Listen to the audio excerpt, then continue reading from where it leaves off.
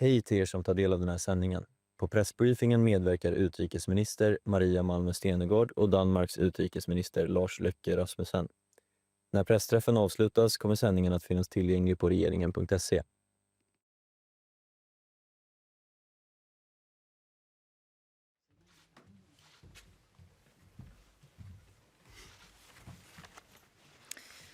God kväll och varmt välkomna, och framförallt varmt välkommen till Stockholm, Lars. Det är fantastiskt fint att ha dig här. Och du och jag och våra kollegor, vi pratar ju mer med varandra än vad vi kanske egentligen hade hoppats på. Men jag är ändå otroligt glad över att vi har den här nära kontakten mellan Sverige och Danmark med våra nordiska kollegor och våra kollegor i Europa i det här väldigt svåra säkerhetspolitiska läget som råder. Och de senaste dagarna och de senaste åren har påmint oss om att vikten av att verkligen stå vid varandras sida för internationell rätt, för territoriell integritet och för rätten till självbestämmande och mot utpressning och nya intressesfärer. Budskapen från den amerikanska administrationen om Grönland är mycket allvarliga.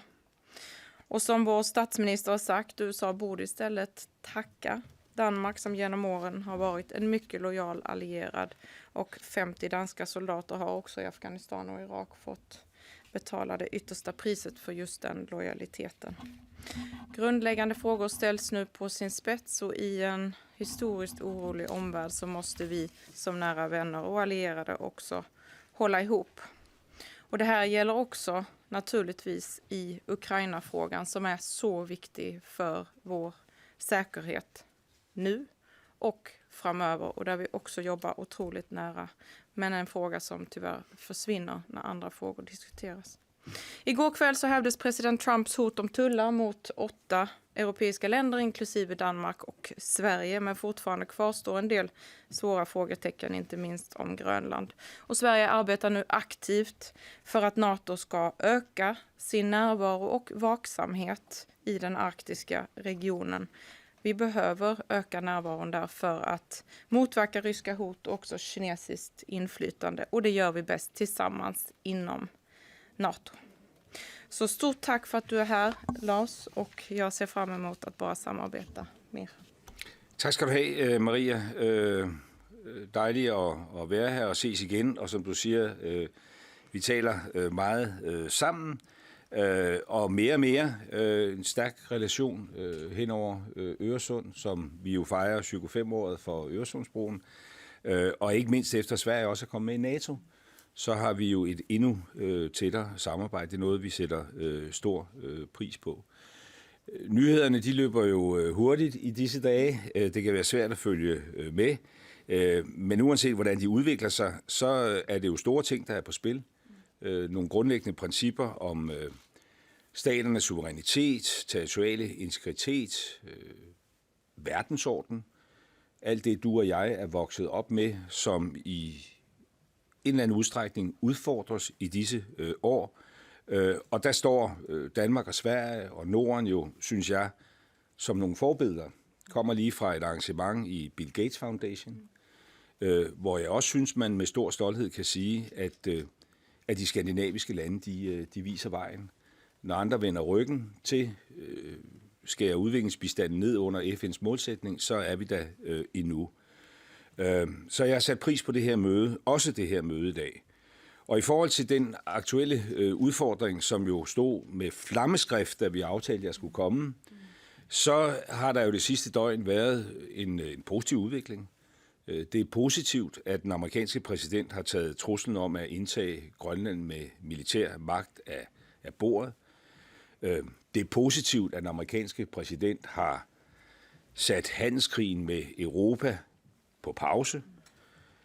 Det er i øvrigt også positivt, at den amerikanske præsident, og det er jo det, der førte frem til det, har haft en konstruktiv drøftelse med NATO's generalsekretær om sikkerheden i Arktis, fordi det er, som du også sagde, det er jo et anliggende for os alle sammen. Vi ved jo godt, at situationen i Arktis er under forandring. Alle købte visionen om Arktis som lavspændingsområde. Vi lavede det arktiske råd. Siden har tingene udviklet sig.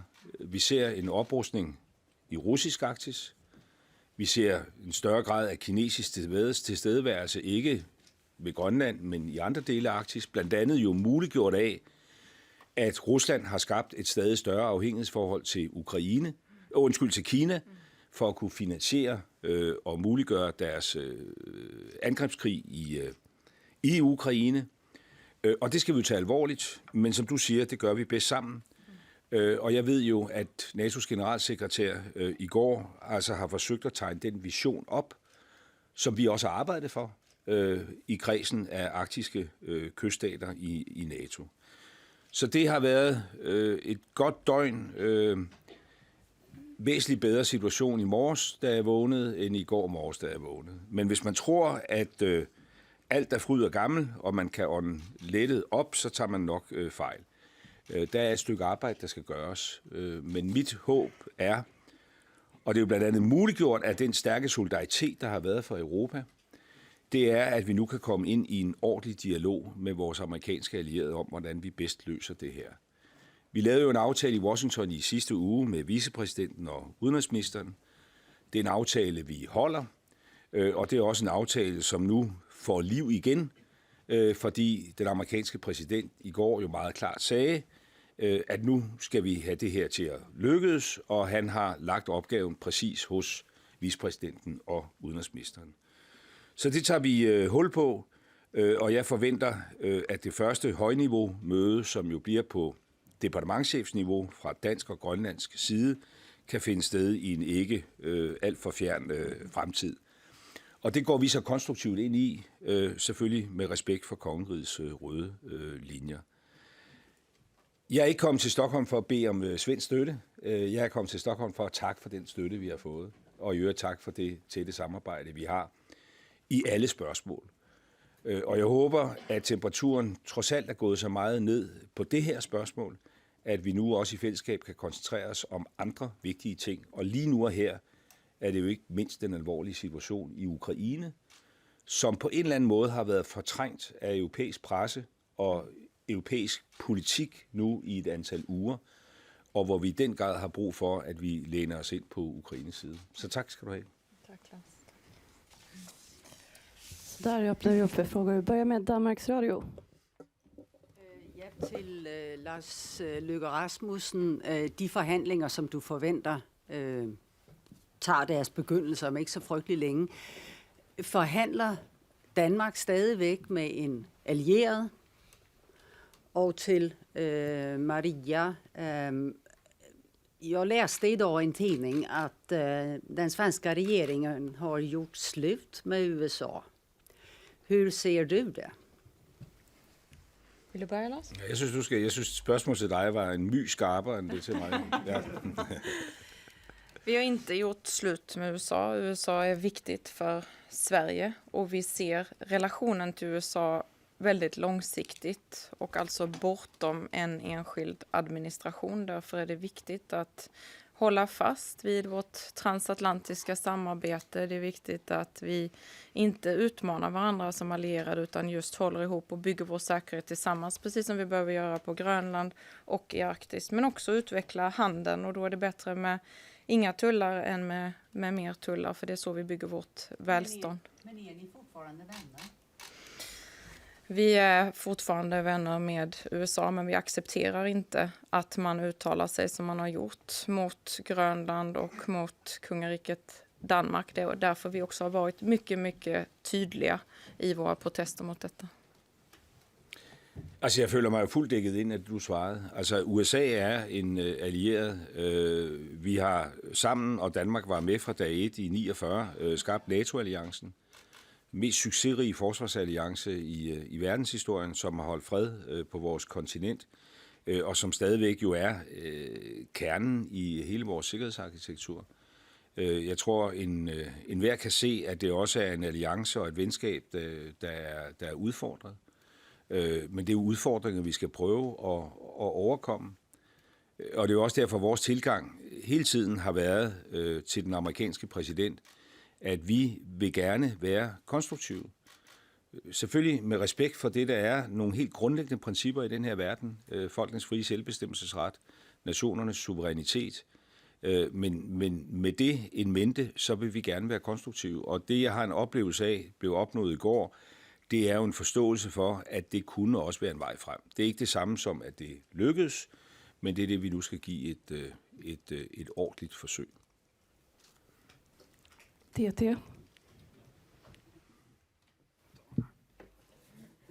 Ja, Patrik på TT. Först till den danska utrikesministern. Kan du berätta mer, vad vet ni om det här avtalet och ramverket som det har pratats om? Trump pratar om total access till Grönland. Och vad finns på bordet egentligen att förhandla om från dansk del? Och så till Sverige, vad kan Sverige göra för att backa upp Danmark ännu mer i det här? Hvad ved vi? Vi ved det, vi skal vide.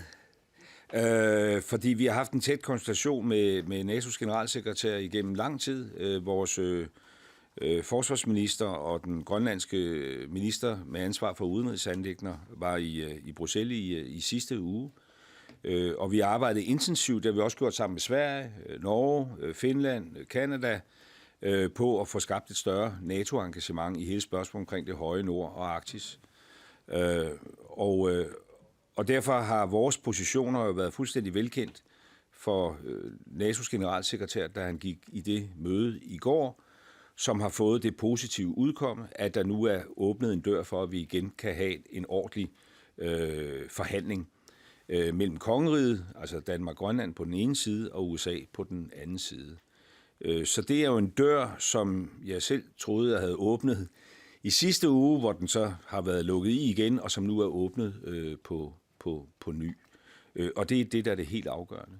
Og så har jeg den tilgang til hele det her spørgsmål, at det har været problematisk nu at have i virkeligheden jo altså 13 måneder, fordi de første udtalelser fra præsidenten kom, før han blev indsat, hvor den her diskussion har været en diskussion på sociale medier med hårde udsagn. Det kommer aldrig til at skabe en løsning. Så min mission, kedeligt som det er at undgå at skabe overskrifter og breaking-bjælker, og så få flyttet den her konversation ind i et ordentligt mødelokale. Og der er vores tilgang til den, som det har været hele tiden, at vi har en tæt relation, vi har aftaler mellem kongeriget og USA, ikke mindst 51-aftalen, som kan akkommodere i princippet alle amerikanske ønsker. Amerika har så valgt at skrue ned. Under den kolde krig havde de 17 militære installationer og baser i Grønland og omkring 10.000 deployeret personel. Nu har de kun én base og 200 mennesker. Og vi synes, det er en god idé, ligesom vi også selv bygger op i Arctic Endurance med flere øvelser, så synes vi, at det er en god idé, at vi øger engagementet i NATO, som USA også er en del af. Også med henblik på at have en mere permanent NATO-tilstedeværelse, ikke bare i Grønland, men i Arktis. Og det er det, vi vil forfølge. Og jeg tror i virkeligheden, at det også matcher den amerikanske præsidents idé. Så jeg tror, altså we share the objectives, but not necessarily the methods.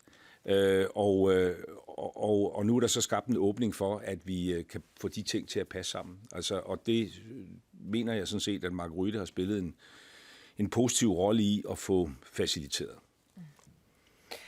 Vi kommer alltid att stå vid Danmarks sida. Jag tror precis som Lars Løkke Rasmussen har sagt vid flera tillfällen att det bästa vi kan göra nu är att sänka temperaturen och att ha samtal istället för att hota varandra. Så jag är glad att vi har haft den utvecklingen det senaste dygnet. Och rent konkret så vill vi ju också bidra till NATOs insatser för stärkt säkerhet i Arktis. Och vi bidrar ju också konkret redan genom vårt ledarskap för FLF Finland, som också handlar om att träna för underarktiska förhållanden och subarktiska förhållanden. Men vi kommer också naturligtvis vara beredda att bidra med annan form av närvaro för att stärka Arktis säkerhet.